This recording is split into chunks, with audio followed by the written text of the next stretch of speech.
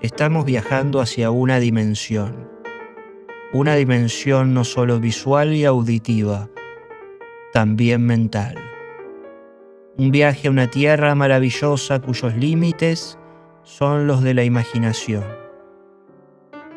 Más adelante, tu próximo destino, el universo sanguinario de Nicanor Loretti.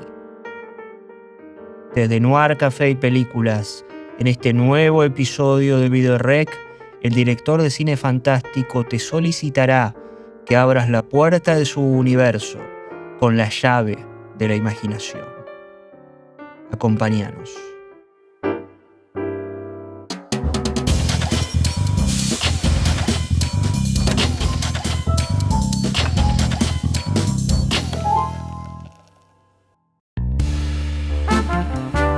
Nicanor, ¿qué te veo viendo por ahí?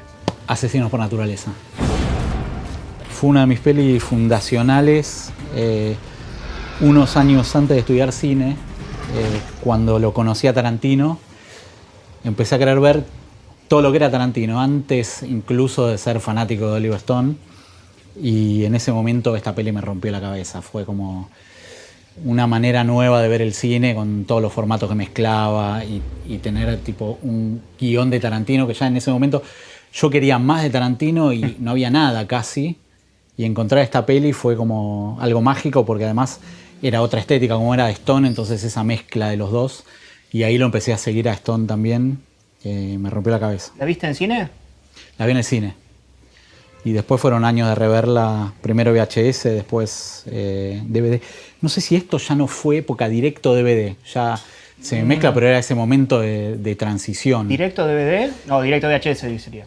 Claro, pero digo, de la época en si la alquilé en VHS o directo en DVD, no me acuerdo todavía. Porque era esa época de transición de todavía tenías VHS y DVD conviviendo un poquitito. Creo que hubo una edición de acá, si no me equivoco, era 2 VHS. Y me encantó. Y acá veo que hay una Aterrados. De mi amigo Demian. Esto implica que nosotros tres vamos a dividirnos en cada una de las casas donde creemos que ocurren los fenómenos paranormales. ¿Qué es lo que te trajo hasta acá? ¿Te gusta más Aterrados? ¿Te gusta más cuando te gustan las dos, me imagino, pero ¿tenés una predilecta? Es la pregunta de la discordia. A mí me gustan muchísimo cosas de las dos películas, pero me gustan las dos mucho por razones diferentes. Pero después es como elegir, ¿viste? A quién querés más de dos hermanos. Es muy difícil. Sí me pasa que por momentos me gusta una más que la otra. Y son re distintas, porque lo que me pasó con Aterrados, pues yo sé que Demian escribe muy bien terror. Sí. Y me pasó que la película, yo soy muy cagón, ¿viste? Entonces, las películas de terror que asustan en serio, me dan miedo, después ese miedo lo mantengo en el cuerpo por días.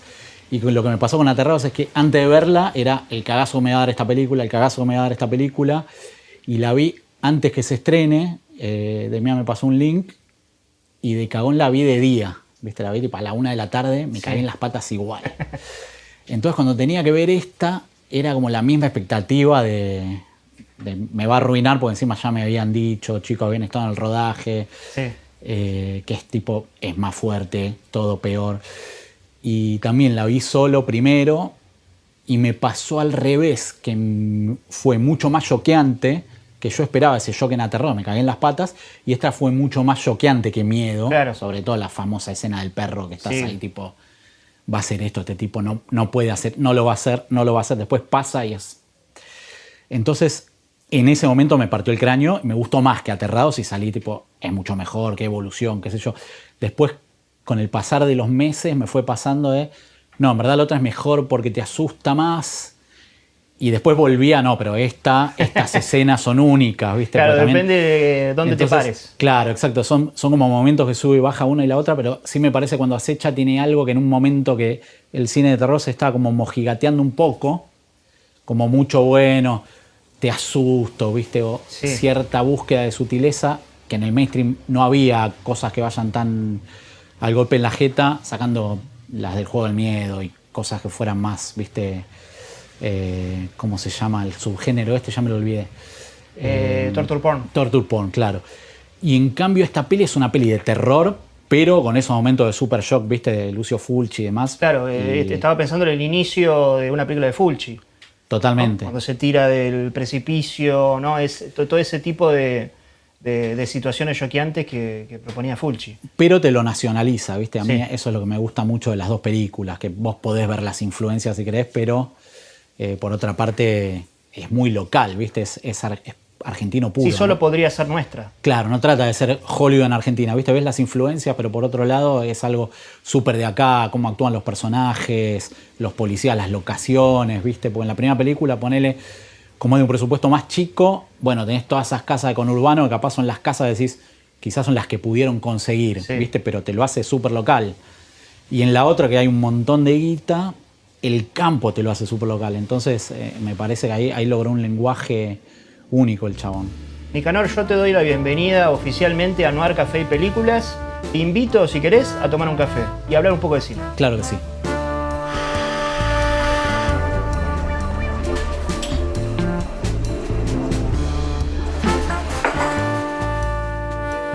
¿Cuándo fue la última vez que alquilaste? ¡Wow! Puede ser 20 años. Es posible. Pues recuerdo comprar películas, pero alquilar debe ser en Splatterhouse, debe haber sido ahí en Belgrano, porque cuando me mudé a Belgrano el video que había de género era Splatterhouse. Además ya estaban empezando a morir los videoclubes en esa época. Quizás 15 años puede ser, pero 2003 por ahí todavía estaba Splatter, quedaba algún blockbuster, Sí. me parece. Y ahí conocí un montón de amigos, Germán Magariño, Vic Cicuta, toda esa banda conocí ahí. Y todavía alquilaba en esa época, me acuerdo. Me acuerdo que sí, ya blockbuster casi no había, creo.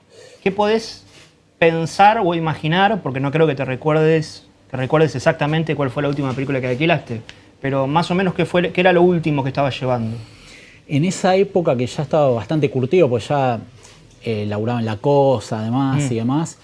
Y era una época donde, además, para reseñar películas te regalaban muchas y la revista Claro. tenía un canje con Transeuropa, con ABH, a veces con Gativideo, entonces ligabas muchas películas. A Splatterhouse iba a buscar lo que no podías conseguir en ningún lado y todavía internet era como algo medio arcaico, no había torrent, entonces querías bajar cosas y era FTP o mundos extraños. Sí. Entonces en Splatterhouse era ir mucho ahí y decirle a José Luis, que era el dueño, que te recomiende cosas, ¿viste? Tipo, che, ¿qué me recomendás de tal director que no haya visto? O de Paul Naschy, sabía un montón de Paul Naschy, él además lo había conocido. O cine italiano más oscuro, ¿viste? Por ejemplo, yo, Ricardo Freda, no había visto casi nada y me recomendó ahí José Luis, algunas películas de Franco que no había visto, había mucho Jesús Franco ahí. Muchos directores que yo había visto muy poco. Y mucha película en español. Muchísimo cine español. O sea, pero no solo es cine español, sino en español. O sea, doblado al español porque era la única forma de conseguir algunas películas. Había cosas que solo se conseguían en español y todavía era un momento donde había cosas en VHS aún. Creo que había pelis de Magariños que ahí estaba el VHS, ponele. Varias, incluso creo que no... Los DVDs de eso aparecieron después.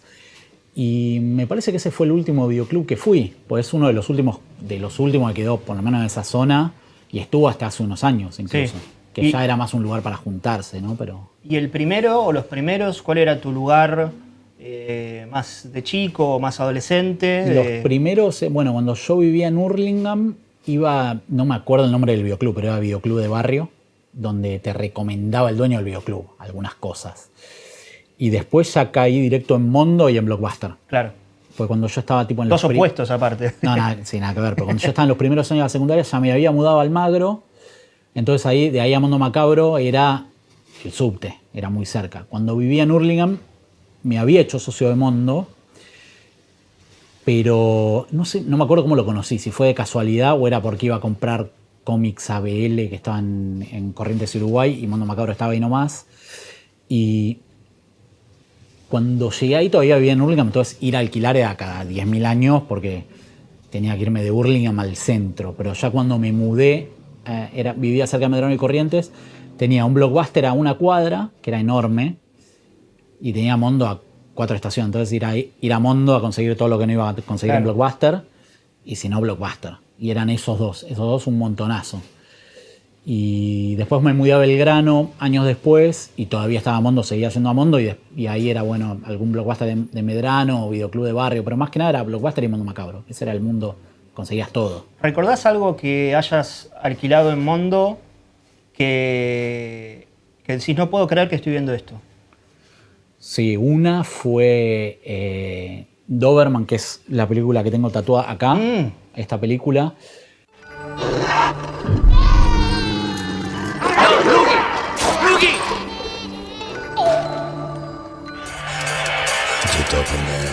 La conseguí ahí porque yo había leído una reseña en la revista creo que era Fotogramas o Imágenes de la Actualidad, una de esas revistas españolas con reseñas.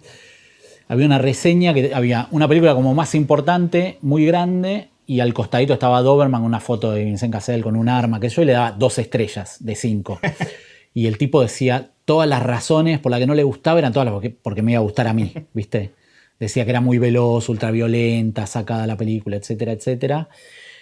Y yo dije, esto me va a encantar, porque además estaba buscando como un cine nuevo, en ese momento era el 97 esa película, que fuera como algo moderno que no sea norteamericano, ¿viste? Que quizás tenga cosas más extremas que el cine yankee, incluso desde la puesta de cámara, o ya mismo que no esté hablado en inglés, ¿viste? Por un tema de variedad nada más. Sí, sí. Y ahí me empecé a copar con el nuevo cine francés, entonces empecé a tratar de conseguir todas las películas que eran todas porque las leía en revistas, ¿viste? Y entonces estaba Doberman, El odio de Kassovitz, la primera de Jean-François Richet que se llamaba Mi ciudad va a explotar, todo ese tipo de películas. Entonces fui tratando de buscarlas y alguna encontraba en Mondo, doblada al gallego. Doberman, me acuerdo, diálogos en gallego y hasta verla en francés, que pasaron 10 años. Y fui tratando de encontrar todas esas películas. Muchas llegaron a Mondo, El odio, varias llegaron, algunas en francés y otras iba encontrando en cable. Buscaba obsesivamente esa de Richet, incluso la vi en cable, la grabé, no sé si fue de 365 Cine, Europa, uno de esos canales extraños. CBSat. Alguno de esos fue. Grabé esa película que era muy under, era como una especie de Pizza Birra Faso, pero grabada más en video. Y con los años, pues, no sé ni dónde tengo ese VHS. Y esa película no se consigue hoy. O sea, se debe conseguir en DVD en Francia, pero en YouTube está en una calidad baja, ¿viste? Y son cosas que me arrepiento de decir, no me guardé este VHS porque capaz hoy lo digitalizo y lo mejorás un poco y es mucho mejor que YouTube, que está en 360p y te querés matar, ¿viste? Entonces sí, esa es una que encontré en Mondo. Después también otra que tengo el tatuaje, que es Possession de Zulaski, también es de Mondo Macabro, y ahí empecé a seguir a Zulaski también. Broke. You want me to break down the bloody door? You don't have to, it's open.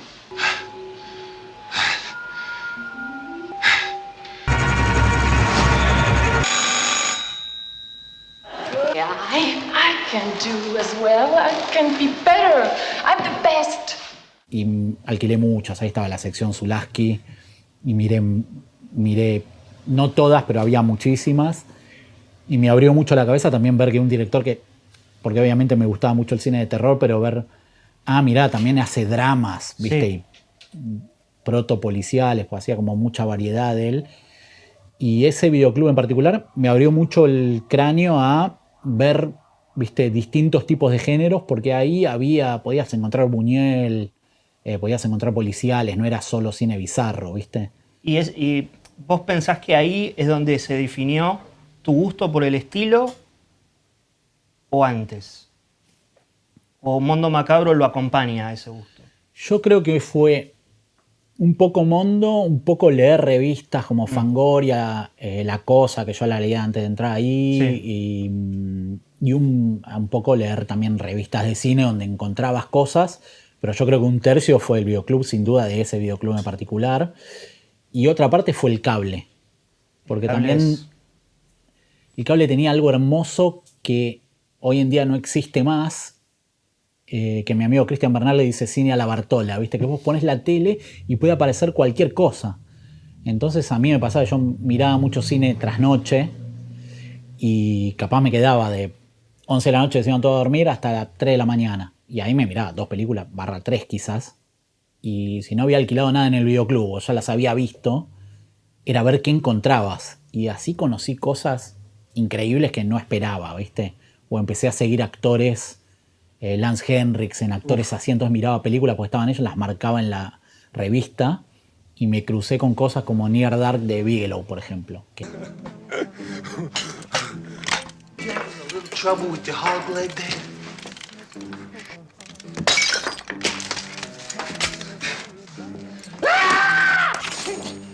Yo no sabía qué era eso. Tremendo.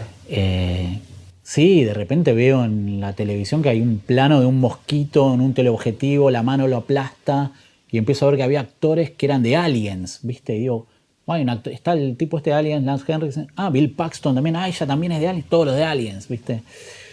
Y bueno, me encantó la película, entonces ahí empecé a seguir a Bigelow, después vi Punto Límite, después volví atrás y vi Blue Steel, pero me empezó a pasar que como que el colegio se empezó a volver mucho mundo. Después ya Blockbuster era como un anexo de eso, que era bueno, puedo encontrar cosas que capaz hasta una cuadra voy y encuentro cosas que seguro están en Mondo, pero esto lo tengo una cuadra, ¿no? Claro. Y después empezó la época del coleccionismo, donde ya Blockbuster tenía esas bateas con las usadas y te las podías comprar. Y toda la época de los VHS y empezar a copiarte las películas que alquilabas. ¿Y vos tenés, por ejemplo, VHS ahora en tu casa? Sí, ahora tengo. Tengo y cada tanto hago el ritual nostálgico de ver algo en VHS, pero son momentos particulares porque no tengo tanto espacio. Porque yo vivo con mi novia y mi nena tiene 7 años, encima colecciono películas, vinilo, etc. Entonces en un momento me van a echar de mi casa, ¿viste? Entonces tengo que elegir y la VHS es, bueno, hoy elijo, pongo la VHS y voy a ver algo, pero son momentos específicos. Incluso tengo pelis que ahora está editando Frula que todavía no vi, por ejemplo. Y aparte había un gusto, yo siempre lo pienso porque cuando nosotros estamos ahora en un videoclub, hablamos de videoclubes, hablamos de alquilar películas y de descubrir películas, que de hecho ahí hay una contradicción con un tiempo actual en el que te ofrece una libertad de acción, una libertad de decisión total que en realidad te está cerrando porque no te permite llegar a esas películas que vos obligadamente veías en el cable y podías descubrirlas. Pero cuando pensamos en el videoclub, nos olvidamos un poco a veces del poder que tiene el cable. Incluso cuando se habla de estos temas, pareciera que uno se refiere estrictamente a la cuestión nostálgica de cuando uno creció, y en realidad no solamente es nostalgia, es educación. La educación que uno recibió viendo VHS, DVD, cable, es una educación cinematográfica que no se consigue en las escuelas. Y es distinta, ¿viste? Además, o sea, yo porque también hablando con chicos más jóvenes, yo tengo 46 ya, ¿viste? Cuando hablas, uno trata de evitar el viejazo de era mejor antes, ¿viste? Yo creo que era diferente. O sea, porque ahora, no sé, Letterboxd, la reseña IMDb, qué sé yo, hay todas cosas que ya directamente te van marcando si es buena o no. Entonces, ya vos podés ir diciendo, mirá, esto hablan mal y de repente me encantó o está buenísimo, pero ya vas predeterminado por un montón de cosas, digamos, ¿viste? En cambio, ese mundo de descubrimiento tenía algo de lo inesperado, de tipo, agarré esto porque me gustó la tapa, como comprarte un CD, que había veces que veías que decía, parecido a tal banda, ¿viste? Y te lo comprabas por eso. O te gustó la carátula. Por ejemplo, el primer cassette que yo me compré de música fue 2 minutos para la medianoche de Iron Maiden, que era un simple, porque me había encantado la tapa, que era el tipo con la explosión nuclear atrás, ¿viste? Y ahí descubrí esa banda que me rompió la cabeza, pero al mismo tiempo escuchaba Prince y Paul McCartney, ponele, ¿viste? Sí. Entonces como que no es que me gustó porque era heavy metal, me llamó la atención la tapa y te pasaba con las películas, ¿viste? Y hoy quizás te pasa que entras a una página de torrent y dices, ¿qué será esto con esta tapa? Pero es mucho más difícil la sorpresa porque googleás un poco y encontrás todo. Es muy difícil que no haya información de algo, ¿viste? Y además las tapas hoy no transmiten demasiado. Es más difícil que representen la película porque es mucho más fácil que te hagan una tapa increíble de algo clase Z, digamos. Exacto, sí. En cambio antes veías que era cutre y sabías que era cutre la película. Sí, sin duda, a veces había tapas cutre de películas increíbles también, ¿no? Bueno, y en el cable lo que pasaba con la revista era el nombre, o sea, te podía llamar la atención La Hora del Espanto, Muertos Malditos, el nombre te llamaba la atención, y no tenías una imagen, no tenías, o sea, te agarrabas de, bueno, dan esta película 23:30 en Space, en el Club del Miedo o en las Noches de Pesadilla de Isaac, y uno se sostenía con eso, de decir, bueno, hoy me veo esta película y no sé de qué va, no sé bien, veo los nombres, dice A. Minghella, no sé si será Anthony Minghella o será otro. Entonces había esa aventura que, bueno, un poco por esto que estás diciendo, no quiero decir que se perdió, pero escasea. Sí, además estaba toda la sorpresa de las películas, tenían varios títulos, entonces a veces usaban el de México, a veces usaban el de acá, pero capaz no te ponían que Evil Dead 2 era Noche Alucinante, te ponían el de México porque era HBO Olé. Claro, sí. Entonces eso también te traía un montón de sorpresa, porque capaz te querías grabar Evil Dead y pasaban la 2, ¿viste? Porque no tenía un 2 adelante o al revés, digamos, o Noche Alucinante 2, en verdad era Army of Darkness, ¿viste? No era Evil Dead 2. Sí, sí. En verdad, Noche Alucinante, Evil Dead, todas esas cosas. Entonces sí, para mí hay algo de sorpresa que se perdió, que quizás hoy lo podés llegar a encontrar en un festival de cine en un punto, ¿viste? Si decís, Sí. me va a ver esto, ¿qué será? ¿Qué sé yo? Pero hasta ahí, porque hoy... Incluso hoy ya googleas un poco y de esa del festival de cine hay de todo. Tenés que hacer el ejercicio para no encontrar información. El mundo de los spoilers, digamos, todo cambió un montón, pero es otra educación, ¿no? A mí me encanta haber tenido esa educación porque hay una sorpresa que hoy no está más, ¿viste? Que es otra cosa, digamos, y la gente de cierta época para acá piensa de otra manera, ¿no? Sí. Y hay cosas que me ha pasado de haber perdido y decir... También dar por sentado que van a estar en internet y no pasa, ¿viste? Donde decís, bueno, el formato físico tenía algo que no está más y que es importante preservar porque, por ejemplo, para darte una idea, debe ser 15 años, un poco más puede ser, me había bajado de un FTP una versión que era Apocalipsis Now 6 horas, ¿viste? Era como el primer corte de Coppola, un bodrio de 6 horas en calidad VHS. Entonces me había bajado todo eso, había tardado 1000 años. Y lo había visto, era todo con música de The Doors, como LA Woman entero y más cosas. Y me había bajado eso, era un bodrio, entonces lo veías y último hacías otra cosa porque era largo, ¿viste? Y con los años, bueno, lo borré, lo perdí porque estaba en YouTube y después lo bajaron de YouTube y mucho tiempo no estuvo. Creo que ahora está de vuelta y se ve horripilante. Pero como eso había encontrado otras cosas, por ejemplo un corte Sliver de Philip Noyce que tenía otro final y como un corte alternativo de América X, que era el corte del director, Sí, el me que lo acuerdo. después cortó Edward Norton, que era más corto, y perdí esas cosas. Era más oscuro. No están, claro, era Sí. más oscuro y más corto, Sí, iba sí. más al hueso, digamos, y no están más, ¿viste? Y sí, tengo el recuerdo de haber visto esas cosas, pero muchas de ellas no se reeditan en Blu-ray. Por ejemplo, ahora reeditaron Sliver, y no está el corte de Noyce ahí Claro. adentro. Está la película y lo otro no hay derechos y fuiste. Entonces ahí hay un lugar donde decís, bueno, también era como otra educación, pero también era otra época y algo que quizás está bueno irle pasando a nuevas generaciones, ¿viste? Tipo, che, mirá que el formato físico tiene un valor y que también lo incorporen porque hay cosas que se pierden y quizás si no están en la red se pierden para siempre. Además, la red es un link, ¿viste? Sí, sí, y sí. desaparece ese link y fue. Me parece que es el momento de que vayas a elegir tus películas favoritas, que recorras un poco la batea, que vuelvas a transitar por el querido videoclub. Me encanta.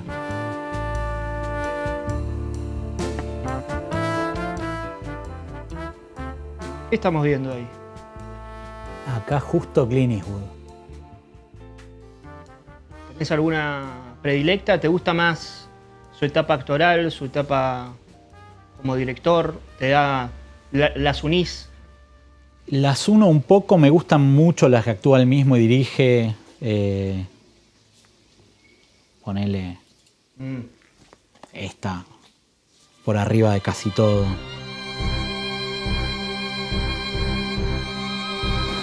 It's a hell of a thing, killing a man.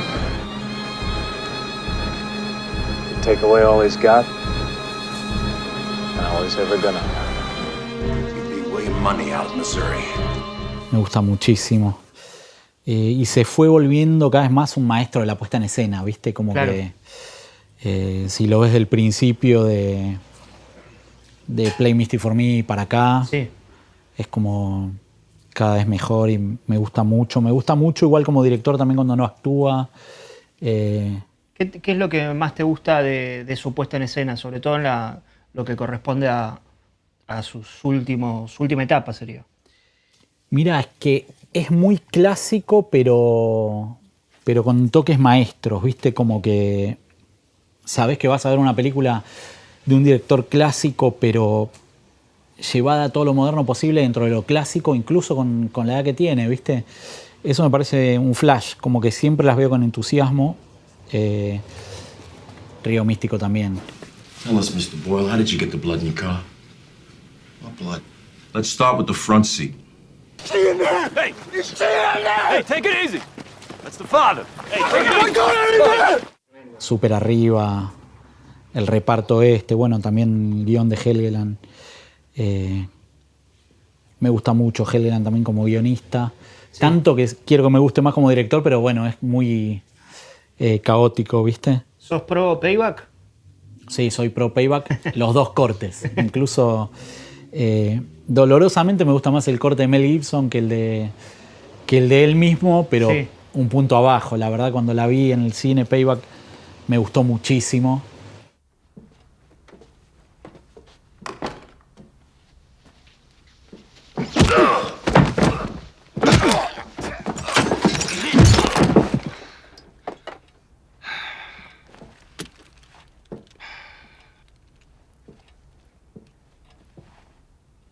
Bravo.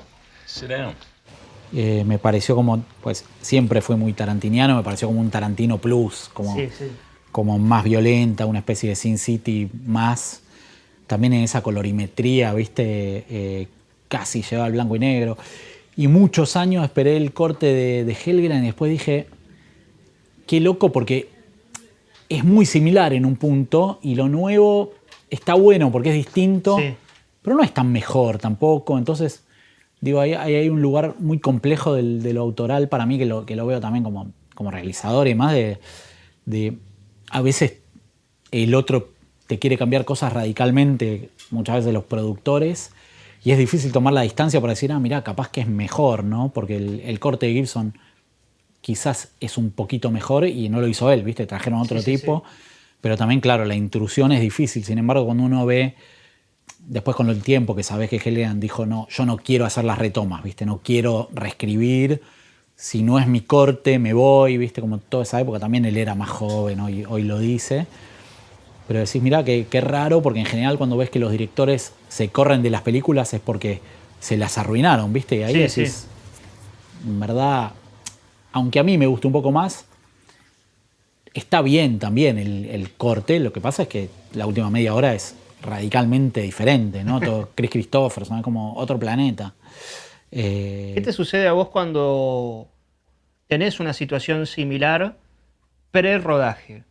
Una situación en la que un productor quiere que tal escena dé pie a otra, insertar algo que no estaba en tus planes. Obviamente podés discutirlo, ¿no? Pero en el caso de que la discusión la pierdas, ¿cómo encontrás la manera de poder seguir ganando vos aún aceptando eso?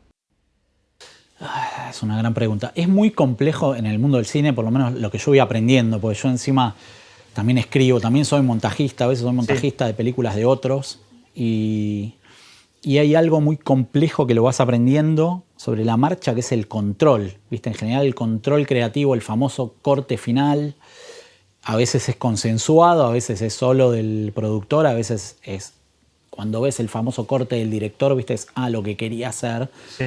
Pero hay un lugar donde muchas veces nunca llega, ¿viste? Ponele el famoso Blade Runner, tiene 4 cortes, Apocalypse Now tiene 3, ¿viste?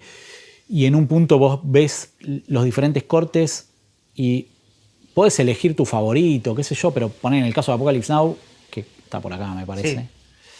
Sí. Bueno, ahora Redux y todas. Claro, decís, bueno, pero la de 130 minutos igual está buenísima, no sé cuánto me gusta más el Final Cut ese de 3 horas, ¿viste?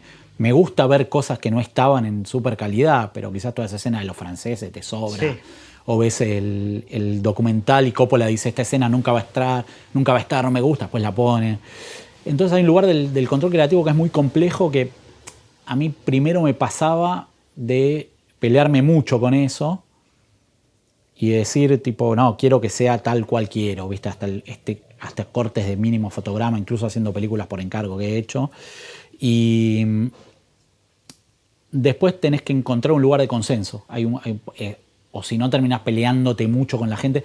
No peleándote en el sentido verbal de pelea, sino en una lucha de poder, ¿viste? Tipo, bueno, si quiero que sea exactamente como yo digo, a veces es muy desgastante desgastar al otro hasta que ceda, ¿viste? Entonces hay veces que tenés que llegar al consenso de, bueno, te doy esta escena si vos me das esta. Me pasó, por ejemplo, en el caso de Búfalo, que es una película que quiero mucho. ¡Búfalo! Tano, ¿Querés laburo, me imagino? ¿O me extrañabas? nadie te extraña, Tano. El Tano era el último lugar que tenías que ir, Búfalo. No tengo un mango. Estoy cagado de hambre. No puedo ver a mi pibe. Dale, arranca. Los productores querían algo más dramático y yo algo más policial, ¿viste? La película tiene las dos cosas, pero hay un punto donde es un encargo también. Entonces, para mí, siendo un encargo, quiero que me guste la película, nunca voy a soltar tipo, bueno, no, terminala como quieras, más que yo mismo era el montajista. Claro. Pero por otro lado tenía que escuchar cosas que me pedían de, no, pero volví a poner esta escena dramática que sacaste, esta también. Y entonces a mí me pasaba, si la película se iba más hacia el drama, se caía porque la historia real era policial, claro. ¿Viste? Entonces trataba de llevarla más a donde quería. Al final terminamos un corte consensuado que me gusta mucho. A mí me hubiera gustado más que dure 80 minutos, no 90, con menos drama. Sí. Y a ellos quizás les hubiera gustado que dure 100. Y aparte de ir más al género. Sí, a mí me hubiera gustado ir más al género. Entonces siento que la película consensuada todavía está muy bien, me gusta mucho, la veo y cosas me gustan mucho. Y nada no me gusta al nivel de, no quiero verla, ¿viste? Sí. Sin embargo, tuve otras experiencias donde sí me pasan cosas que digo tipo, con esto no me identifico para nada porque no fueron mi decisión para nada, pero es parte del trabajo. Cuando vos firmás un contrato que te dice hay una decisión consensuada o el corte final es del canal o del productor, digamos. Y ahí me parece que son gajes del oficio. Sí creo que vas aprendiendo a filmar de una manera donde saber, bueno, que a mí me pasa hoy que digo, bueno, quiero que mi trabajo esté bien y después, si no voy a tener el corte final, por lo menos me gusten los planos. Sí. Y después, bueno, el montaje le falta, pues no lo edité, porque muchas veces trabajo con montajistas mejores que yo, entonces suelto y digo bárbaro. Y a veces trabajo con montajistas que le falta, y entonces vos podés insistir hasta un momento, pero si no tenés que meterte en la cabeza del otro o pararte al lado, como hacen muchos directores, 3 fotogramas menos. Todo menos, a veces no tenés tiempo. Y decís, bueno, llego hasta acá donde siento que es lo justo, correcto, como para no sufrir, ¿viste? Sí. Pero hay un lugar donde si vos querés que la obra sea la que vos querés, tenés que ser el dueño de todo. Si no, no hay manera ni para George Lucas, ¿viste? Ni en Avengers hay manera. O sea, me parece que ahí es el cine industrial, tiene reglas que tomalas o dejalas, ¿viste? Después hay momentos de suerte donde quizás te toca hacer la sustancia y haces lo que querés, digamos, ¿no? Pero en otros casos creo que son elecciones y también el lugar donde está cada uno, ¿viste? Digamos, si vos querés hacer solo películas, bueno, quizás hacer muchas películas, ahí lidias con más gente y muchas veces donde estás haciéndolas por plata, como en mi caso, que digo, bueno, vivo solo el cine, no publicidad. Entonces, a veces, bueno, me vino esta película, este salario, pero el corte es consensuado y vas a tener que seguir esas reglas. Claro. ¿Viste? Ahora me pasa, por ejemplo, que, no sé, cuando trabajé con Albert Pyun, que ahora hablamos de eso, sí. El tipo hizo muchas películas así para Full Moon, entonces me contaba, o incluso Cyborg misma, que a muchos nos encanta Cyborg. Get going! Go! Es una película cortada por Canon, ¿viste? El tipo quería otra cosa. Y yo, con el pasar de los años, me ocurrió de verla y nunca me he dado cuenta. Y con los años me di cuenta, la película está toda doblada y muchos contraplanos donde a Van Damme le explican cosas que son del corte de los productores, cambiaron todo el guión.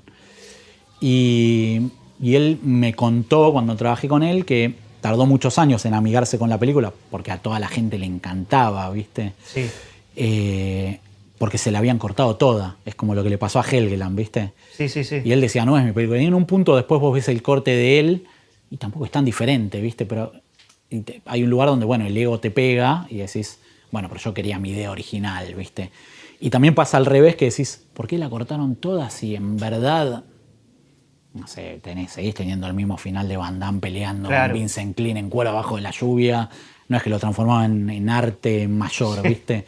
Pero quizás Cannon dijo, bueno, si esto dura 100 minutos la gente se va a aburrir, dura 89, no se va a aburrir, ¿viste? Como decisiones así industriales. Entonces yo hoy creo que el lugar más sano quizás es el de decir, bueno, tenés la versión de 89 minutos y está bien, sufrís menos que peleándote con eso, ¿viste? Creo que Lo que pasa que creo que lo que sucede cuando un productor sabe de cine, puede haber una discusión, puede haber una disputa, pero también hay una mirada en esa disputa. Cuando viene de la publicidad o cuando viene de otros lugares y es medio como un tipo al que pusieron ahí para ocuparse de una película. Sí, sí. Y bueno. Pero eso es históricamente así, incluso ya desde la época de Superman Lives de Tim Burton. Claro, o todo lo que cuenta Kevin Smith de discutiendo con el productor, que era el mismo de las Batman, de todo eso, de tipo, poneme la araña gigante que después puso en Wild Wild West. Todas esas cosas son históricas de siempre. O peleas de Robert Evans con muchos directores, digamos. En general, yo creo que el rol del productor es muy complejo y, por un lado, se le quita mérito, porque tipo, ¿qué estás haciendo? No la escribiste, ni la dirigí, ni la editaste. Entonces, ¿cuál es tu mérito más que conseguir plata o manejar la plata? Y creo que ahí se subestima porque a veces hay visiones creativas de un productor que sabe que te pueden sumar, pero también es un rol donde es más fácil esconderte si no tenés la menor idea, pues si editas mal se nota al toque, si dirigís mal se nota muy rápido, sobre todo si no tenés control del set y demás. Si no escribís muy bien y tenés grandes ideas, bueno, capaz la podés dibujar, pero bueno. Pero el rol más fácil de producir porque decís, uy, no me gustan los zapatos, cualquier cosa y haces de cuenta que estás trabajando. Entonces es más fácil mentir ahí, ¿viste? O capaz sabés hacer bien los números en un Excel, pero después artísticamente no sabes nada. Pero bueno, la dibujás, digamos. Entonces es el rol al que le pegan con más facilidad, pero yo creo que es un trabajo difícil. Yo lo he hecho y es insoportable. O sea, yo a un productor decente para arriba lo admiro, porque es insoportable, digamos. Vos tenés ahí Némesis. A ver si le mostramos al pueblo Némesis, que no es una película de la que se esté hablando demasiado hoy en día.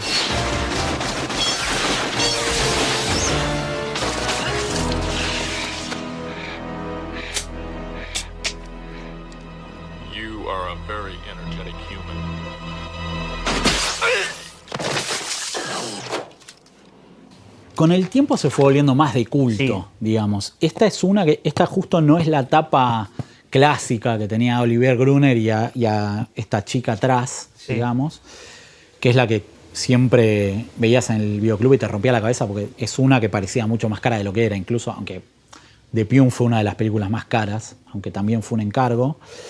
Y él me acuerdo que quería que sea una chica la protagonista y le pusieron a un kickboxer y siempre se quiso matar y ahí cambiaron todo el guión, algo que le pasó un montón justamente a Albert Pyun por ser un director de muchos encargos, ¿viste? Aunque eran ciencia ficción. Sí. Y a mí es una película que me gusta muchísimo, es de puesta en escena, tiene cosas increíbles, de acción, incluso... El arranque, el opening es... El opening es fabuloso. El director de fotografía, Josh Moradian, era un tipo muy talentoso que hizo mucho cine clase B, pero si buscas su IMDb y buscas películas porque las hizo él, tiene cosas muy especiales. Es un tipo muy talentoso. Pero también lo que tiene es que tiene mucho efecto físico muy bien hecho, sacando el robot de stop motion del final medio Harryhausen, que es psicotrónico, pero aún así como se bancó el paso del tiempo con cariño, creo yo. Sí, tiene su atractivo. Pero después tiene algo noir muy lindo, donde Gruner está bien dentro de lo que tiene que hacer y a mí me gusta muchísimo la peli. Todavía hoy es hermoso que llegara al Blu-ray. Bueno, primero yo tardé mucho en encontrarla en DVD, obsesionado con esta peli, porque encima tenía el formato incorrecto, ¿viste? Primero años de verla en VHS 4.3, después DVD 1.85 y finalmente la sacaron en 2.35 y está muy bien encuadrada. Es una peli muy linda, con poco VFX berreta, algo que después Albert se obsesionó y le mató muchas películas. Pero también tiene que es una película de productor muy bien llevada. El productor era, ¿cómo está? Allá, sí, este tipo. Y Eric Carson y Karnowski, que son los 3 productores. Sí. Karnowski terminó siendo line producer y productor ejecutivo de las últimas Star Wars. Un chabón que llegó muy alto como gran productor de location manager, ¿viste? Consiguiendo locaciones zarpadas. Y laburó mucho con Pyum. Y es como que se las armaban bien, ¿viste? Lindas locaciones. Y para mí él lo hacía muy bien eso. Después le fue pasando que... acá está. Mira, esto es de la tapa original. Y él le fue pasando, porque yo laburé con él en una película que llamó Left 4 Dead de 2007, donde la produjimos con Hernán Findling, y él vino acá a filmar la película. Aprendimos un montón de la puesta en escena, cómo hacía la película en 11 días, ¿viste? Mintiendo los ejes. Cosas que fueron bueno, primero ver trabajar a un chabón así, que para mí era como un admirado del cine clase B, ¿viste? Pero el tipo me dijo que lo quebraron mucho justamente con eso, el control creativo. Como que incluso haciendo esta película no era su corte final, Cyborg no era su corte final, muchas películas que a muchos nos gustaban, de lo que había hecho para Full Moon también, que era muy el productor, tipo, no, esto tiene que funcionar para el público, aunque sea directo a video, aunque acá esto se estrenó en el cine increíblemente. Yo no la vi en el cine, pero esta película se estrenó en el cine acá. Sí.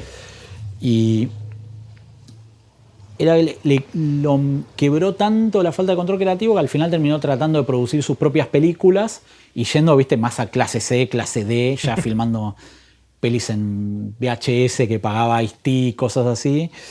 Y decís, bueno, ahí también hay una enseñanza, ¿viste? De tipo, bueno, vos querés el control total, la tenés que hacer con 2 pesos. ¿Cómo hacés? ¿Viste? Claro, sí.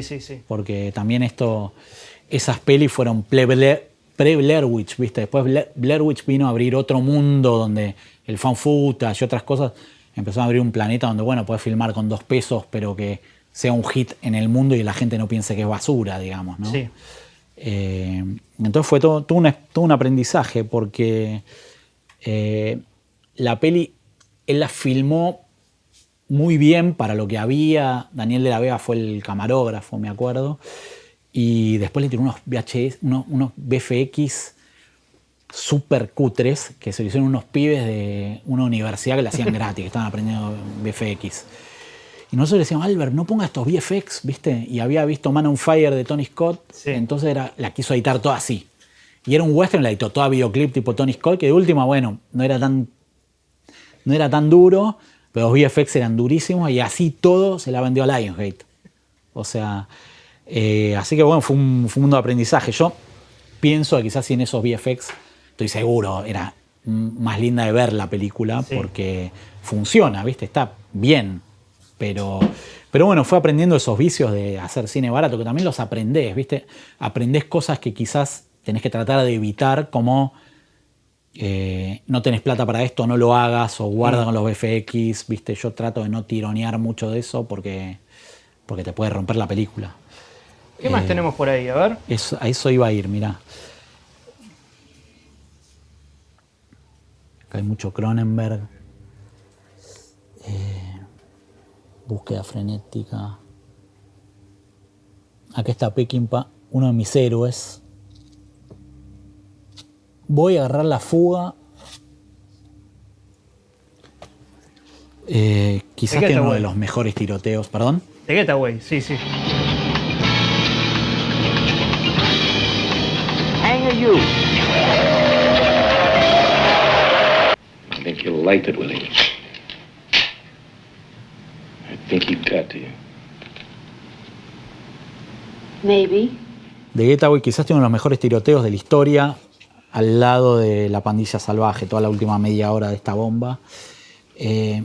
Esta peli de Wild Bunch, que también es la otra bomba de Peckinpah, y varias que vinieron después, a mí me cambiaron la forma de ver el cine porque tienen ese montaje donde empezó a mezclar cámara lenta con otros planos en plano contra plano, apuestas a varias cámaras, donde te intercala lo que está pasando, y nunca lo había visto antes, la verdad, y lo vi pocas veces después con esta maestría. Quizás el que mejor lo copió y nunca se hizo cargo fue John Woo, que siempre dijo, no, yo tomo todo de Melville no, Walter Hill nunca dijo, pues toma de Peckinpah, pero dijo, tomo todo de Melville y de Scorsese, qué sé yo, y nunca se hizo cargo de Killer.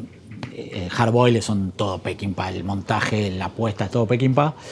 Me gusta mucho John Woo también, obviamente. Pero esto a mí me abrió la cabeza otro estilo de filmar. Varias veces lo copié como pude y es hermoso incluso copiarlo, digamos. ¿Tenés algún plano favorito que se te quedó grabado, que lo replicás? ¿Alguno muy puntual? Son difíciles de replicar.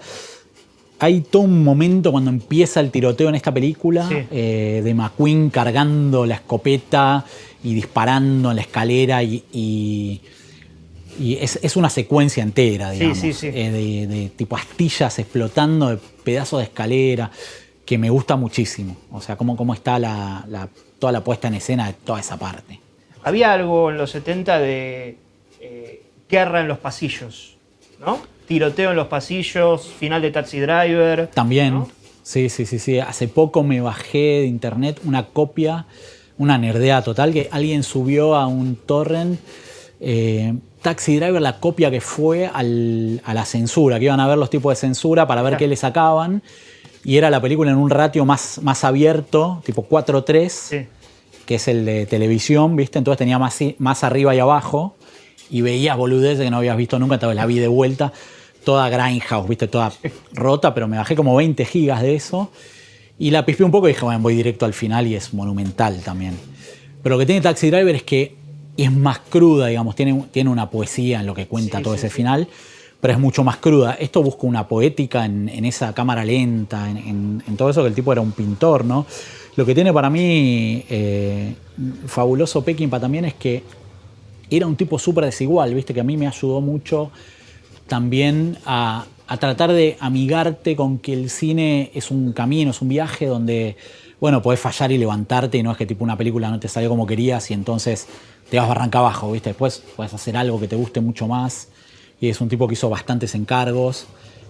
Quizás que, bueno, la merca y el alcohol lo mataron hasta que terminó haciendo películas que ya casi eran, bueno, comedias por encargo y demás, antes de Osterman Weekend, digamos, pero hubo un par que directamente no terminó.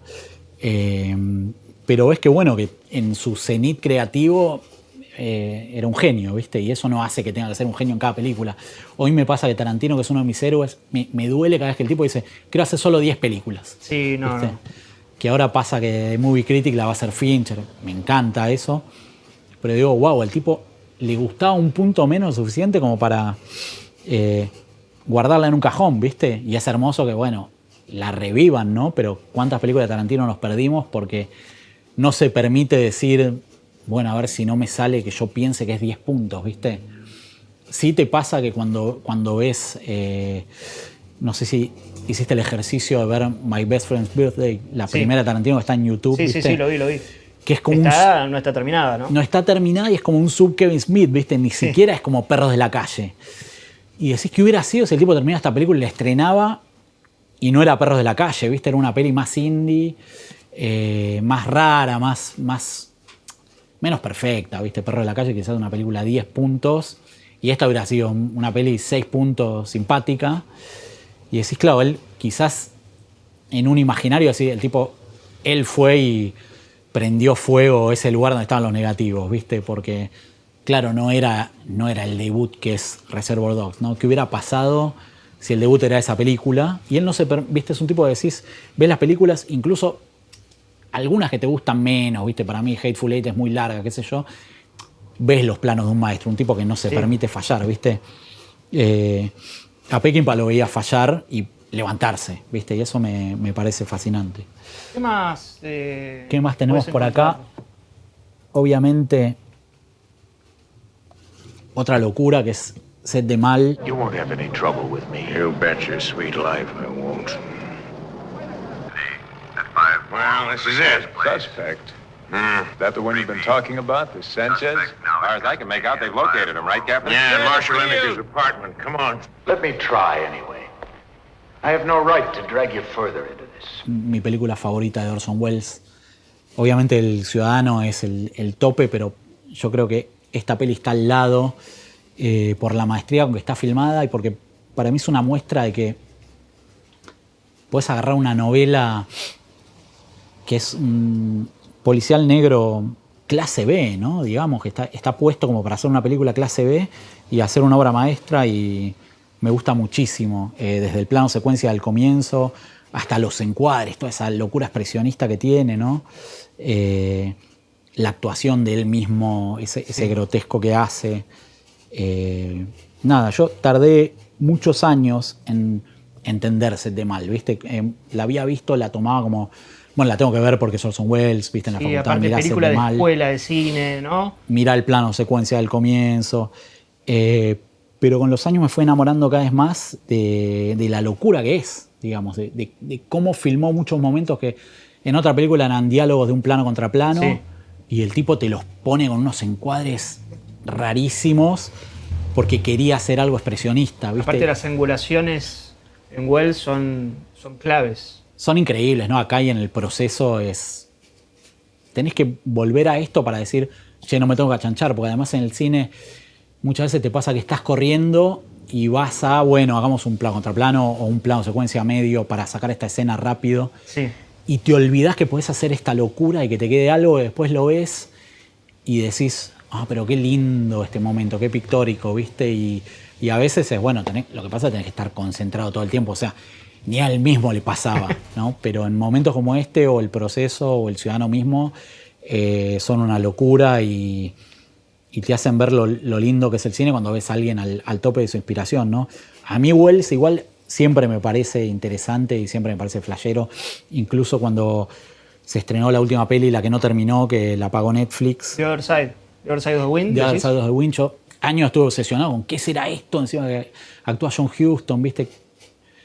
Cómo habrá sido, cómo la terminaron y demás. Y después cuando me enteré que la estaba terminando en Netflix, que estaban con Bogdanovich terminándola, sí, y que el editor era Bob Murawski, que Murawski es el montajista de Sam Raimi, de Bigelow, que ganó el Oscar, sí, por Hurt Locker, un editor de la hostia, un fanático de Lucio Fulci. La quise ver ya por el montaje de ese tipo, y ves la película editada por Murawski y decís, no sé si Wells hubiera hecho esto, porque encima la película es imperfecta, pero después... Sí, pero es súper moderna, digamos, una película bien 70s, bien... bueno, es esa época, ¿no? Pero, digo, lo ves, es palpable. Es una locura para mí lo avant-garde que era, porque incluso en todos esos planos que hace de la película dentro de la película, donde Wells, sí, decía que se burlaba de Antonioni, son una locura esos encuadres, cómo los está contando, digamos. Y el montaje... Zabriskie, ¿no? Totalmente, sí, ahí le está pegando a Zabriskie. Yo también creo que es un poco de cuando ves el documental de Netflix que cuenta, viste, esa época de él, también está todo el resentimiento de... Sí. Te dicen que sos el mejor director de la historia, pero no te dan plata porque no vas a vender, viste. Y es un lugar muy, muy cruel que yo creo que... mira, yendo acá veo que está De Palma, por ejemplo, está Dominó, que está la malograda Dominó de Palma, que mucho le está pasando a estos directores. No sé dónde está Coppola por acá. Allá abajo de Stone. Abajo de Stone. Abajo. Acá está Coppola. Por ejemplo, si vamos a Coppola, mira, voy a agarrar la conversación para que ya hablé de Apocalipsis. Digo, para él es su mejor película, ¿no? Ponele. Mr. Evangelista, as of today, my mail will go to a post office box with a combination on it and no keys. I guess I can just wait on this.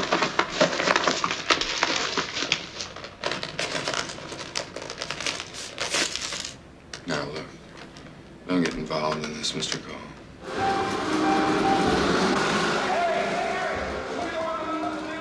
Yo no sé poner en ese lugar. A mí me gusta un montonazo, 10 puntos, me enloquece.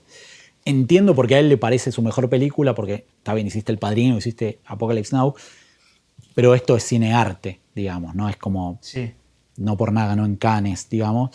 Y está bien, es una película perfecta. Gene Hackman, por momentos, es el mejor actor del mundo. Decís, lo tenés en tu película, es perfecto, tenés a John Cazale, es una locura.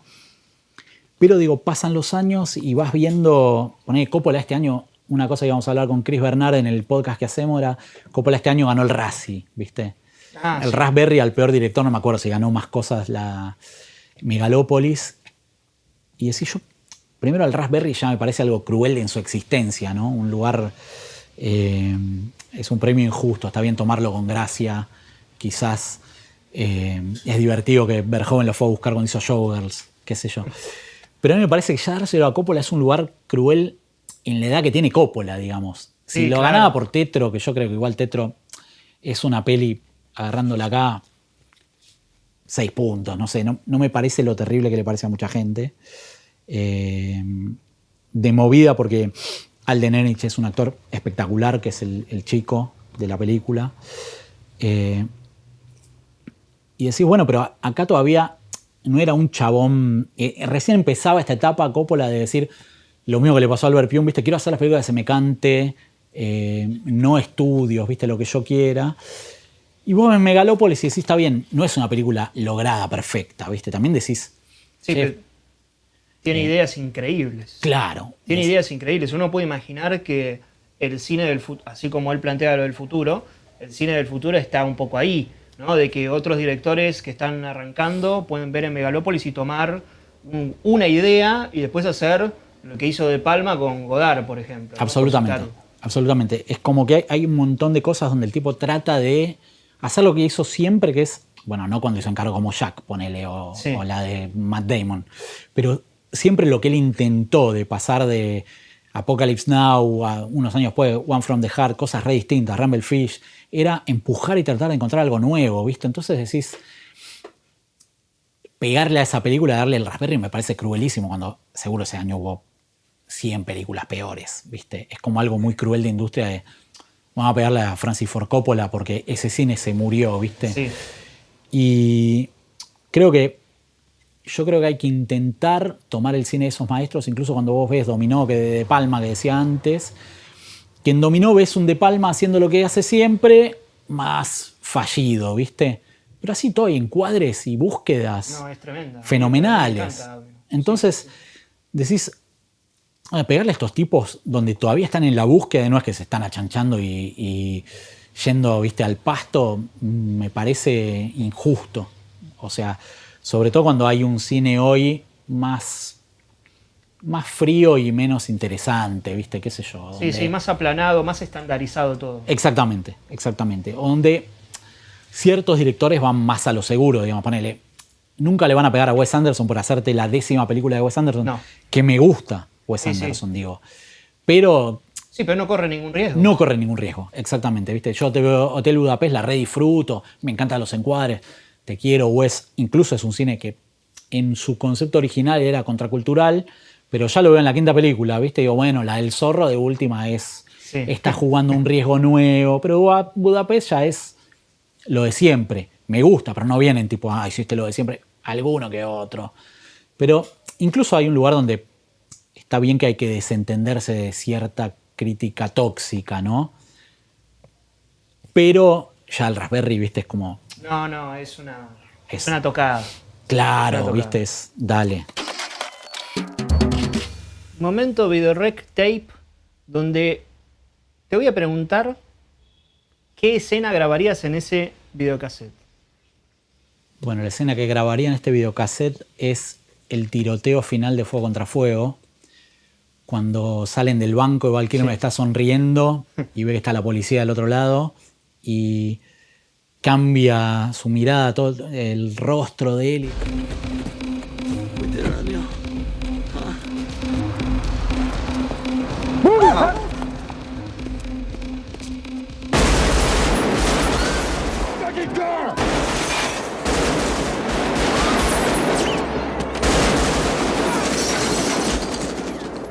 Es increíble la actuación de Val Kilmer en esa película, subestimadísima para mí.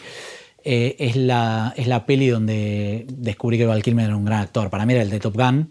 Yo la vi en el cine América, Fuego contra Fuego. Mirá.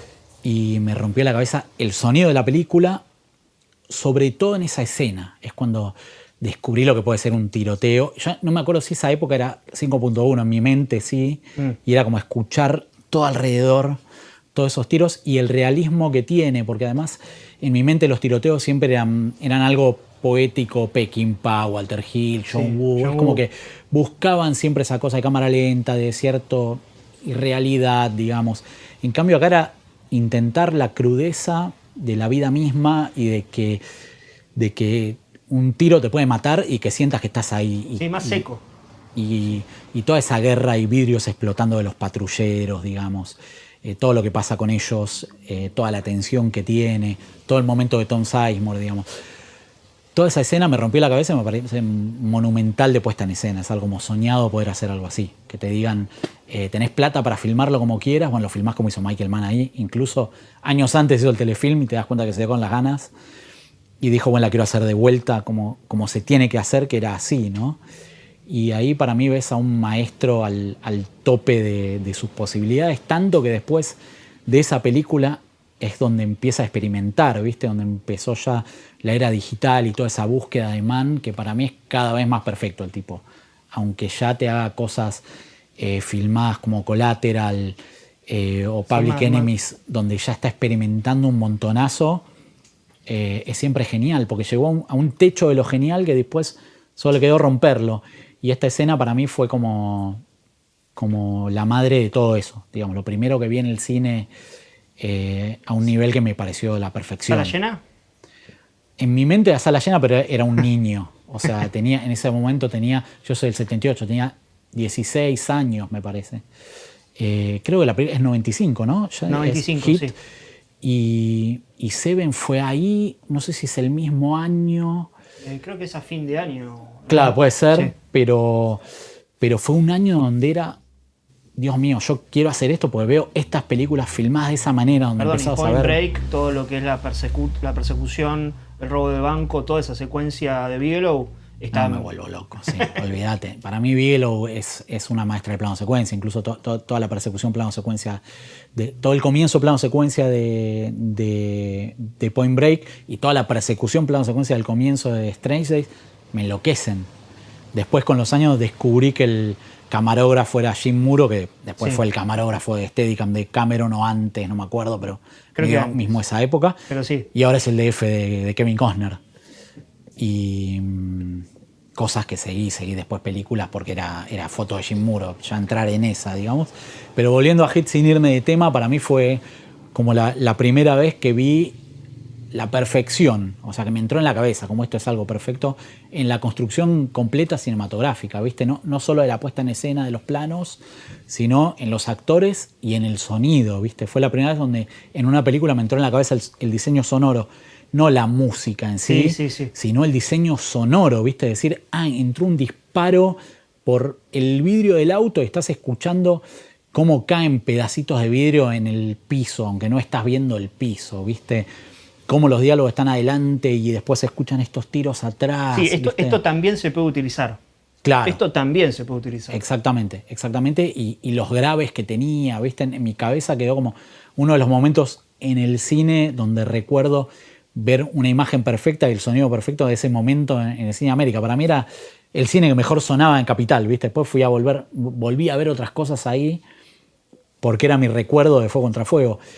Y después ya me empezó a pasar de que hoy en día te pasa mucho, vas a multiplex y tenés que elegir muy bien a qué sala querés ir, o que sea la sala grande o el horario para que no esté bajo el volumen porque me molesta la sala de al lado, ¿viste? O las ves en el volumen 6 y decís, claro, esta película tenés que verla al taco, ¿viste? Y hay algo de que hoy ya la experiencia del cine está en otro lado, o tenés que decir, bueno, la voy a ver al IMAX, ¿viste? Entonces, para ver lo que tiene que ser, digamos, todo a full. Y mi primera experiencia así de perfección fue Contra Fuego y cuando puedo me encanta repetirla, ¿viste? Tratar de tener una experiencia cinematográfica. Bueno, quiero ver esto que me rompa la cabeza. Por suerte todavía hay películas que me rompen la cabeza.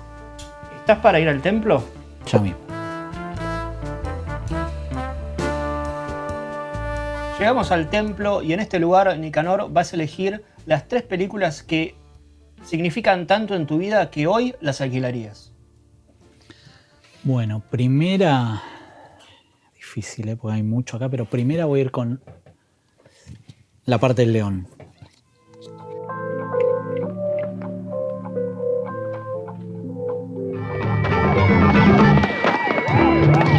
En cualquier momento cae la cana. No digas pavadas. 40.000 millones. Es mucha guita. para mí es casi fundacional y hoy es mi favorita de la trilogía, aunque no está Lupi. Muchos años había sido Último Día de la Víctima, después le ganó Tiempo de Revancha y hoy quizás creo que Tiempo de Revancha es la mejor, estamos hablando de 3:10 igual, pero esta me enloquece porque él es el protagonista, lo adoro, me parece espectacular, o sea, me parece, antes hablaba de Gene Hackman como el mejor actor de la historia, no sé, Bardem quizás está ahí, Julio de Gracia está ahí al lado, me parece brutal. Es un actor con el que en mi vida yo soñaba, bueno, un día hubiera querido laburar con un tipo así. Dumont también es increíble. Arturo Mali, bueno, Luisina Brando, todo el reparto, el personaje que hace Chávez también. Sí. Acá el nene, el killer ese, es espectacular. Y mete miedo aparte. Sí, mete miedo, esa frialdad, todo, y además me parece un peliculón que retrata esa época como nada, ¿viste? O sea, esos 70 donde esa Buenos Aires sucia, donde te podía pasar cualquier cosa.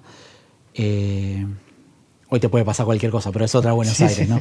Pero me gusta muchísimo y la película te lo transmite eso.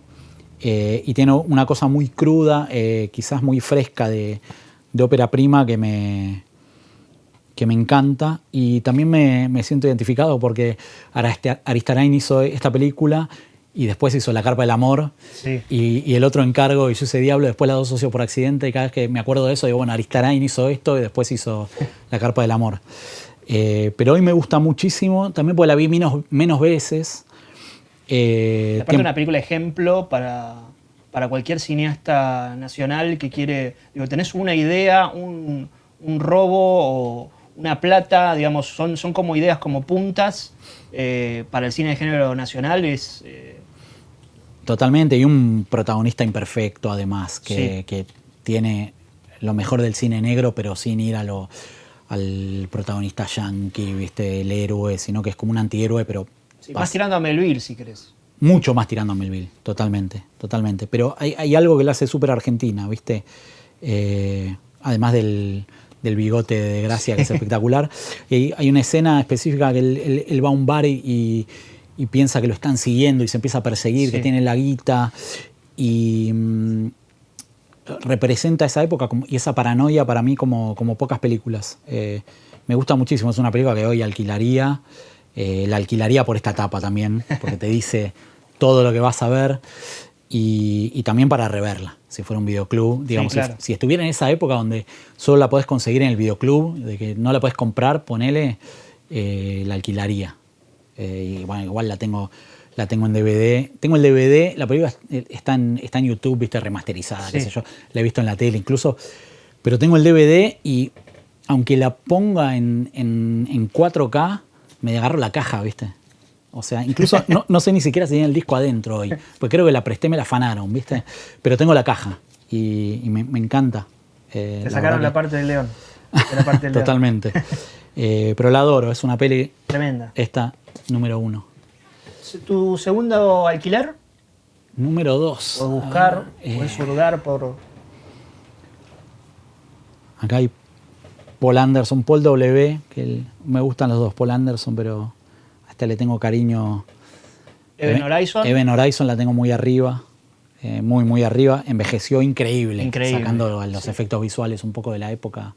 Ese vaso del comienzo dibujado, pero igual es fabulosa.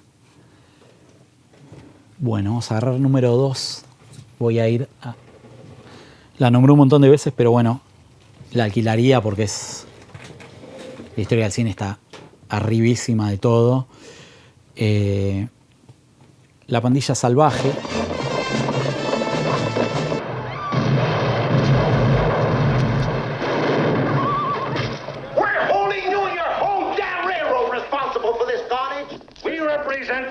Yo no me acuerdo hoy si la primera vez que la vi fue esta, que es la versión del director, o si vi la versión cortada. La verdad que no lo recuerdo.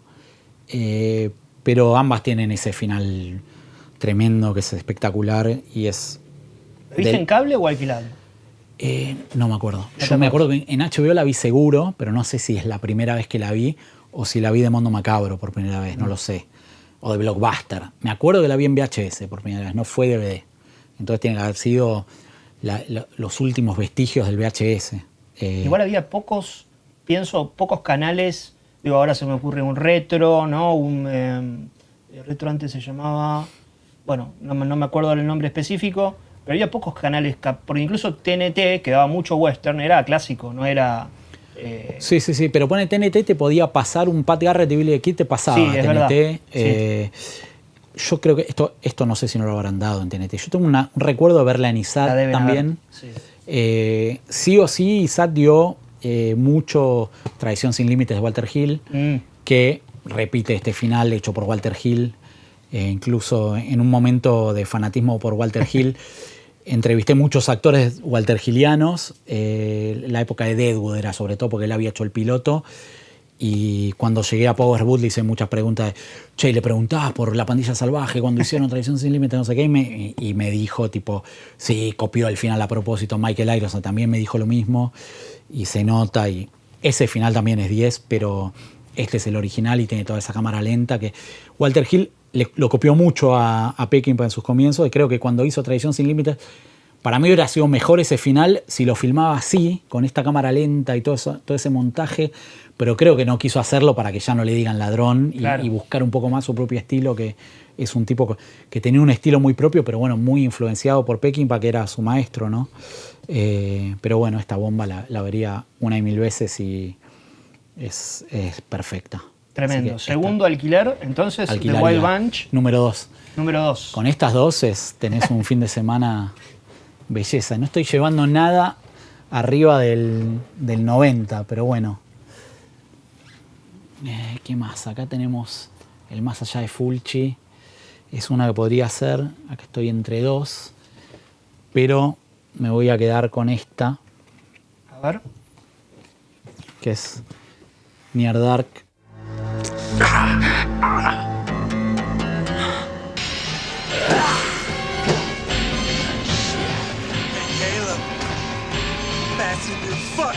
Esta sí la vi por primera vez en cable en una trasnoche. Y ahí me volví fan de Bigelow, quería ver todo lo Bigelow y en ese momento no había nada arriba de Punto Límite. Entonces fue Point Break, Blue Steel y después ya empezar a hurgar en cualquier lado. A The Loveless llegué muchos años después, pero sí empecé a seguir Eric Red, entonces llegué a Hitcher a través de eso. También a las pelis que dirigió Red. Cohen y Tate me gusta muchísimo, la primera Cohen que y dirigió. Tate, claro. El policial con Roy Scheider. Y también llegué a una muy rara que hizo él, que escribió con Bigelow. Que ahora, la que es Undertow. Anderton, me había olvidado el nombre, iba a tirar que tenía Laguna. HBO. Que también la vi en HBO. Sí. Y eso me sorprendió porque fue, ¿qué es esto? Escrita por él y Bigelow. Una peli rara, chiquita. Medio western, medio tirando western. Sí, medio western, medio western, medio... Strodox. Medio Strodox, sí. medio western, muy Red. Y siempre la tuve ahí presente, hace unos años volví a verla. Él Mia Sara estaba Body ahí. Parts. Él escribe Body Parts. Dirige Body también. Parts, claro. Sí, un crack, Eric Red. Pero nada se acerca a esta hermosura porque Tremendo. primero está Adam Greenberg, que es el DF de Aliens, y acá hace algo enorme. Y después la mezcla de géneros de western con vampiros, que para mí eran dos de mis géneros favoritos en ese momento, y tener una película de terror que a su vez tiene escenas irónicas, que toda esa escena cuando prenden fuego el bar y los diálogos del Severin de Bill Paxton, que en HBO doblado era Cedric. Muchos años después me enteré que era Severin el personaje cuando la vi en inglés, digamos. Y es una que la tuve nerdmente en varios formatos. Pirata primero, después el VHS Yankee, después el DVD doble Yankee, el Blu-ray Yankee. Y de las que quiero tanto que todavía mantengo todos los formatos, porque otras películas las fui regalando. Tipo, conseguía el Blu-ray y regalaba el DVD, y esta me quise quedar con todos. Algunos tienen documentales, el DVD tiene un documental que no está en el Blu-ray, y es única. La vería hasta doblada 4:3 en cable. ¿Sos muy de ver audiocomentarios? ¿Te gusta la...? Hoy menos que antes por falta de tiempo. Porque tengo que tener mucho tiempo libre para decir, vi esto y la veo de vuelta con el audiocomentario. Pero en una época lo hacía muchísimo y hoy trato de encontrar los momentos. Cada tanto. Igual hay cada vez menos también. Hay menos. Sí, hay cada vez menos al alcance, digamos. Tenés que Sí, ir sí. a esa edición especial. Antes era dentro de todo un poco más normal en un DVD tener el audio comentario. Sí. Incluso en un momento ya directamente no se los pedían a los directores y tenían que pedir hacerlos. Sí. Bueno, además ahora los streaming no los tienen, ¿no? Quizás algún streaming muy específico tenga un audio comentario, pero ya, por ejemplo, Criterion, muchas películas quizás no tienen audio comentario. O ya te ponen directamente de un estudiante de cine.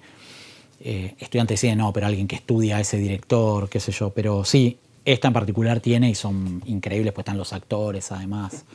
Yo escribí un libro, cuando vino Bigelow, escribí un librito para el Festival de Mar del Plata, que hice varias entrevistas de Near Dark, y después seguí haciendo otras más con gente que no conseguí en ese momento para algún día poder expandirlo. Y hace un tiempo entrevisté a Janet Goldstein, Sí. y fue un flash porque me contó un montón de cosas que no sabía, como que Jenny Wright era muy reservada, incluso después dejó el cine, ella, la protagonista, de actuar, o que el nene, ahora estoy en La Laguna, Joshua John Miller era el hijo del actor del Exorcista, de Jason Miller, Claro. el hermano de Jason Patric. No sabía yo eso, que ahora es director el pibe, vive en Francia.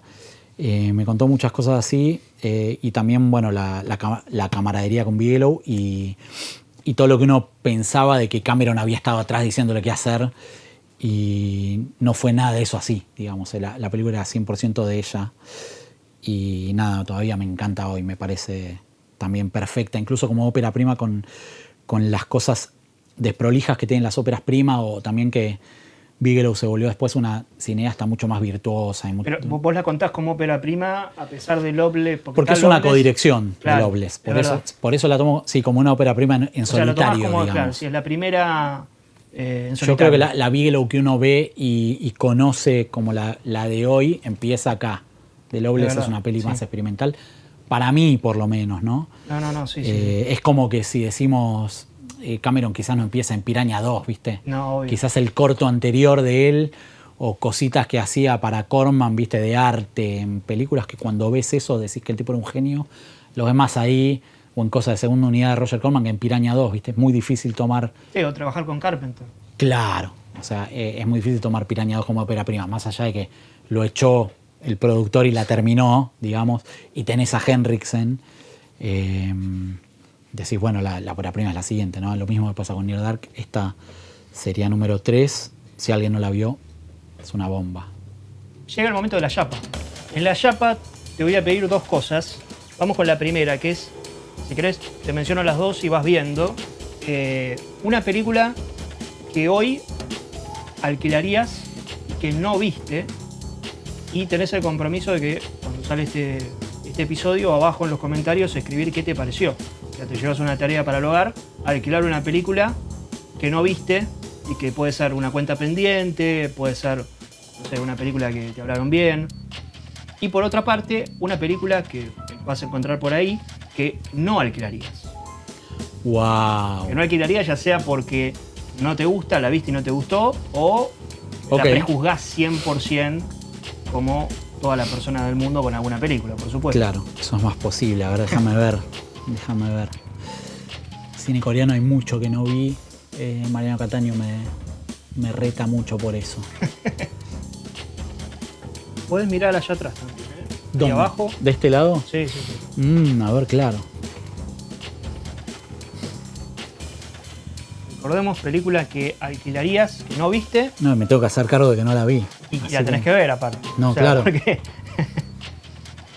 y película que no alquilarías definitivamente. Es esto, sí. Voy a ir con esta. A ver. Unsane. Soderbergh, sí.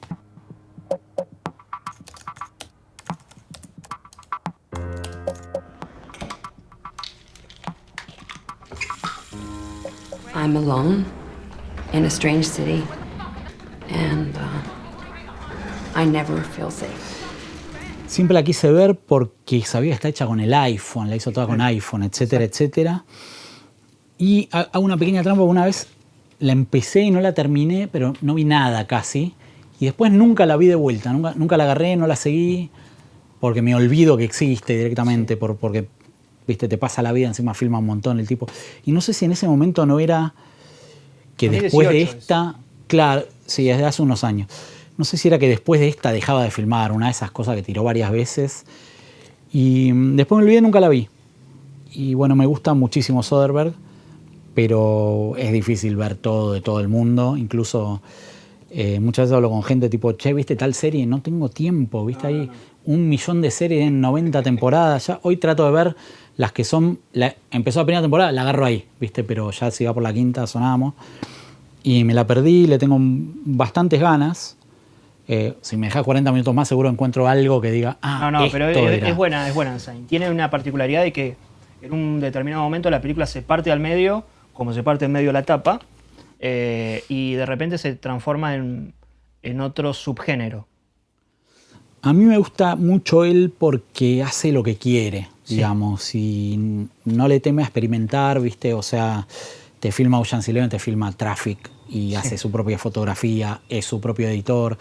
Me gusta mucho ese lugar, ¿viste? De lúdico del cine, que a veces uno se olvida que hace esto para divertirse, ¿viste? Entonces entras en un lugar donde se vuelve un trabajo, un lugar de control que hablábamos antes y te olvidas de pasarla bien. Yo creo que Soderbergh es un tipo que hace lo que quiere, nada más, hace las películas que quiere. Entonces siempre las veo con ganas, ¿viste? Digo, bueno, a ver qué locura se mandó ahora. A veces le salen más que otras, pero siempre son muy lindas de ver. Siempre en todas hay algo que te rompe la cabeza o que vale la pena, algún plano o una actuación o algo estético que encontró o el montaje. Y eso siempre es muy inspirador y es admirable. Así estamos con Unsigned como película para ver. ¿Y película que no alquilarías? Qué difícil, a ver. La dejo por acá porque no sé dónde la saqué, así no la dejo en cualquier lado. Sí, no hay problema. Que no alquilaría. Mira, voy a ir con una... Voy a ir con Dogville. ¿Dogville? Sí, pero me cuesta mucho elegir algo que no vería, ¿viste? Digamos. Y no es una película que no me gusta, Dogville, para nada. O sea, incluso hay películas de von Trier que me gustan menos, no las encuentro ahora. Sí. Pero no es una película que vería de vuelta, Dogville. Incluso la he visto un par de veces. Creo que había una edición doble en una época incluso. La he visto un par de veces y yo creo que yo la tengo en DVD, creo que tengo la edición cortada. O esta es la corta. Me parece que esta dura 171, creo que hay una más corta, ¿no? Sí, creo que una más 130 corta. O algo así, con la tapa negra, esa tengo. Y la he visto un par de veces como, bueno, veamos Dogville, ¿viste? Como me tendría que gustar más. A veces hago ese ejercicio también de, por ejemplo, no soy un fanático de Tarkovsky, lo veo y me gusta cómo filma, pero me cuesta Tarkovsky y muchas veces hago la obligación de, bueno, voy a ver Tarkovsky para ver si ahora maduro o entro en un lugar donde me gusta y no me gusta. No es que me parezca malo, ¿viste? No me gusta nunca entrar en ese lugar. Entiende 100%. Pero bueno, no entro más allá. La única con la que conecto es con la infancia de Iván, pero después me cuesta Tarkovsky. Y con Dogville medio me pasa eso también. Es como una peli que es buena, me encanta que experimente. Incluso después von Trier entró en lugares más polémicos con películas que quizás estéticamente son espectaculares, como Anticristo y demás, que me copan mucho menos. Pero Dogville es muy larga, no sé, como que no... Sí, como que pasó su época. No es para mí, digamos, entonces sí, elegiría Dogville. Igual, siendo muy pecho frío, digo, si me dejas un rato más te elijo algo y digo, no, esto ni en pedo. Pero está bien, está bien. Bajo la presión del tiempo, para no estar 1000 años, elijo Dogville. Perfecto. Por esta razón. Perfecto. Vamos cerrando este capítulo de Videorec sin antes agradecerle a Noir Café y Películas, a Marcos y Ariel por este hermoso videoclub en el que estamos, a Tutuca Rental, Pablo, Agustín, Javier y su equipo por ser nuestro rental de confianza, a Rock and Films por ser nuestro sponsor de remeras cinéfilas, a Mario por supuesto, y te hacemos entrega, Nicanor, de parte de Rock and Films, una remera. A ver, ¿qué tenemos ahí? Me vuelvo loco. Una remera del señor, de la película, pero con el rostro del señor Robert De Niro. Es una belleza. Mirá lo que es eso. Lo que le he robado a esta película, ¿no? en distintas pelis, pero en Búfalo principalmente. Así que bien. Bueno. Raging Bull, la remera de Raging Bull de parte de Rock and Films. Y también agradecerle a Tu Peli en Papel, a Gonzalo, por ser nuestro sponsor de guiones originales. Se te hace entrega del guión de No Country for All Men, los hermanos Coen. Volví a verla hace muy poquito y sigue siendo un 10 enorme cada vez más. Sí. La recomiendo a todo el mundo, a alumnos de cine. Quiero ver algo perfecto puesta en escena, esta película. Guión, todo. Y bueno, Bardem es un 10 acá. Josh Brolin, subestimadísimo. Sí. Es impresionante. Bueno, Woody Harrelson. Tommy Lee siempre. Woody Harrelson, pero Brolin acá para mí es donde se recibió de actor. Sí. Incluso con la historia de que hizo el casting filmado por Rodríguez y Tarantino durante Planet Terror. Una historia hermosa. De que creo que lo rebotaron varias veces, sí, insistió. Sí. Me encantan esas cosas. Además, no te imaginas otro tipo hoy ahí. Pero es perfecta, chicos. Perfecto. Gracias. Y te vamos a hacer entrega un tercer obsequio, que es un carnet de socio. A partir de ahora sos el socio nuevo de VideoRec. Puedes extender, así te toma el foco ahí el carnet. Nicanor Loretti, nuevo socio de VideoRec. Si ven bien es Sam Peckinpah en la remera, me acuerdo. El que está. Muchísimas gracias, Nicanor, por habernos regalado este tiempo y esperemos que lo haya disfrutado. Gracias a ustedes, chicos, la pasé increíble.